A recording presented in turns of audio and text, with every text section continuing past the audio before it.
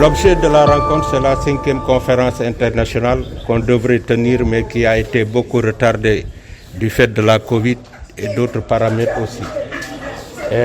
C'est une conférence internationale qui, pour la première fois depuis la mise sur pied de cette union, qui s'est tenue hors de Paris.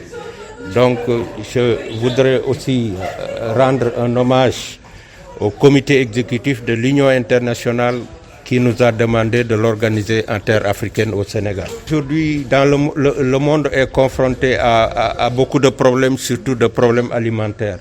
Aujourd'hui, ce que nous constatons, c'est que l'alimentation est devenue une arme pour les pays développés, pour les grands pays capitalistes, alors que la terre devrait revenir à ce qui la cultive. Et aujourd'hui, je pense qu'en Afrique, c'est un phénomène que nous vivons tous.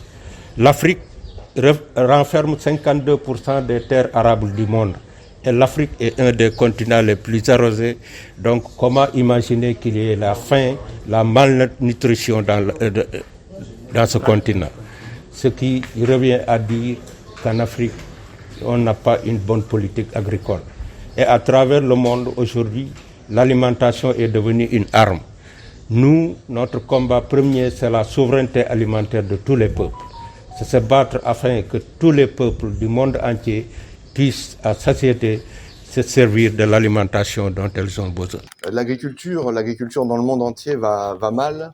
Elle va mal, notamment du fait des politiques patronales et capitalistes. Aujourd'hui, l'agriculture n'est plus considérée comme un bien vital pour les populations, un bien public, mais comme une marchandise comme une autre. Et ce qui prive les populations à travers le monde de leur capacité de se nourrir et qui est un grave danger pour l'ensemble de l'humanité.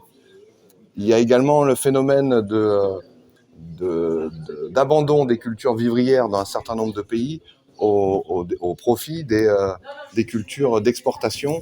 Et donc ça éloigne encore l'agriculture des populations nationales et des peuples.